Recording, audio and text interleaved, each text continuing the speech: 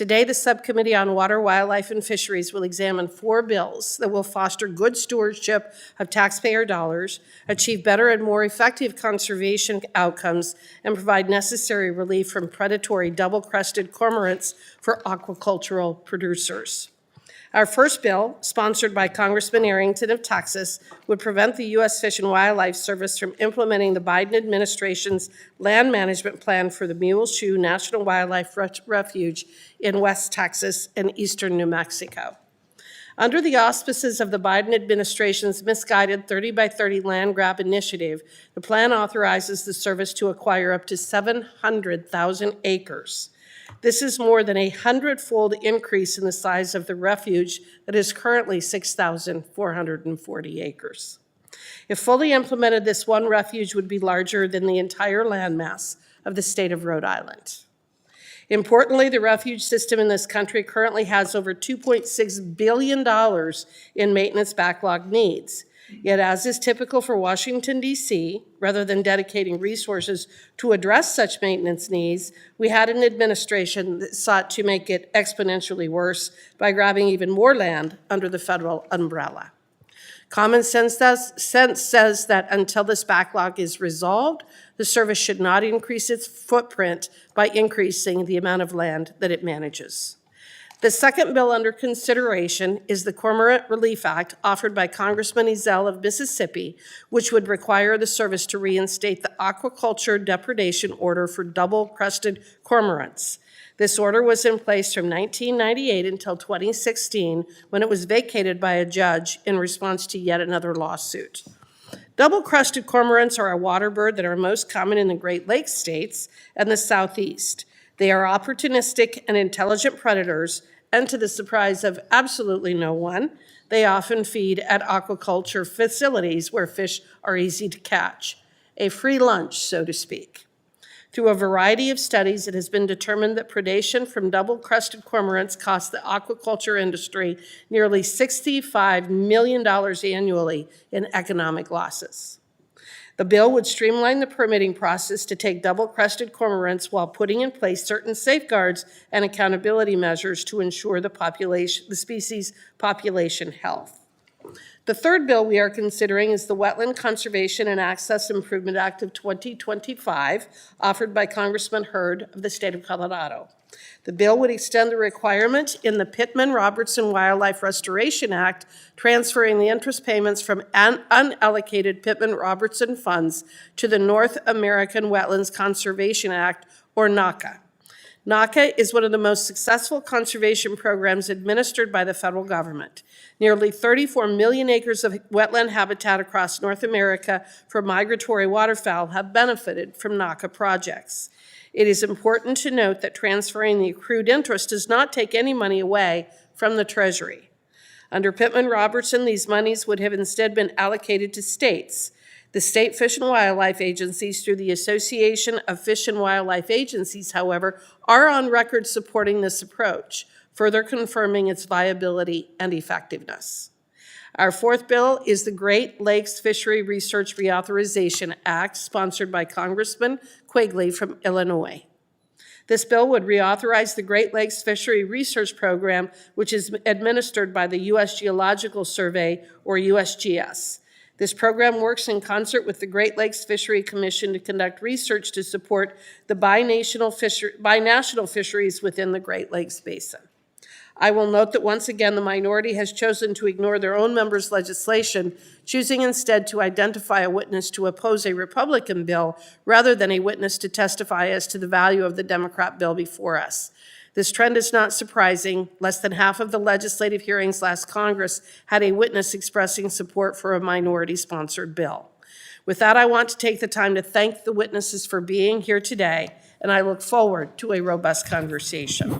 Mr. Baker, some of my colleagues on this committee seem to believe that the only way to benefit any species or a variety of species is for folks to sell their land to the federal government. Do you believe that to be the case? Thank you for the question. Personally, no. I fall back that farmers are original stewards. We take care of the land because we have a vested interest in it. We want to leave it better than we found it. So I think that farmers are better with that as far as taking care of that, so. Why would the Mule Shoe expansion plan hurt your community?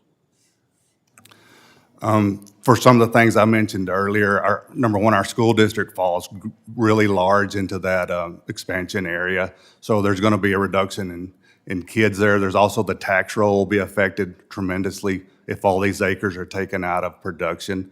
So that's going to be a larger impact and a higher tax rate for the farmers that are left outside of this targeted area. They're going to have to pay more. So it's going to cost them more as far as the tax roll goes. For one example, the other example is our co-ops and our businesses are all going to hurt from this because there's not going to be anybody left out there to farm those acres. So.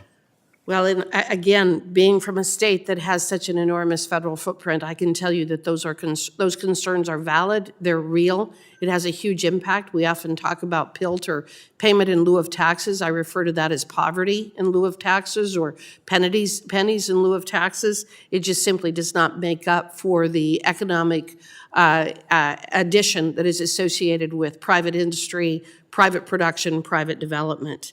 And as I mentioned in my opening statement, the National Wildlife Refuge System has a $2.65 billion deferred maintenance backlog. Mr. Baker, as a private citizen living near the existing Mule Shoe National Wildlife Refuge, do you agree that the service should focus on addressing this backlog rather than increasing the amount of land that it manages? Yes, ma'am. I feel like if they're going to try to expand this out, it's going to, like I said, not only hurt our tax base, but it's also going to hurt these local schools and those businesses out there. But I know that there's a thing called the refuge. Let me think a minute. A Wildlife Refuge Fund, which is voted on by Congress, and that's when they're allotted so much money to spend on their taxes. And I know last year, the Mule Shoe Wildlife Refuge only paid $2,666 to the local tax, while I have a friend that has a neighboring farm right next to the refuge. He paid a little more than that. He paid $1.65 an acre, whereas the Mule Shoe Wildlife Refuge only paid 41 cents an acre. So I see that only 25% of that tax base is going to get paid the way it is if all this goes into a wildlife refuge. You know, and I'm a strong advocate for private property rights. As a private attorney, I work for landowners and extensively, probably one of the biggest parts of my practice. And while we have the right to buy and sell land, we don't necessarily have the right for the federal government to buy our land. And I think that that's one of the significant issues we're dealing with here today. Mr. McGlon, I'd like to turn to you now. And Congressman Ezel's legislation would reinstate an aquaculture depredation order that was vacated as a result of litigation in a court order. Part of that litigation centered around concerns that the continued use of depredation orders could have a negative population level effect on the species. Can you explain to the committee the steps you would have to follow under the depredation order to help ensure that there is not a negative population level effect? Yes, ma'am, and thank you. So our first choice is to harass the bird, which we ride around in the truck, try to just keep them out of the water. So if that doesn't work, then we shoot a pyrotector like a flame in the air. And if that doesn't work, then we have propane gun cannons that we use that just make a big loud sound. So our first line of attack is just harassment, just to try to get the bird off of our farm and back to a roost area, into a lake or a break or anything close by.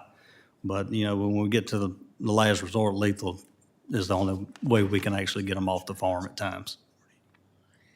And what are the reporting requirements that you have? Oh, we apply for the permit and we make an educated guess on how many birds we think we will take that year. And then we just return, keep up with every bird we take, and we have to turn it in. Okay. I appreciate that. Thank you for your responses and for your engagement.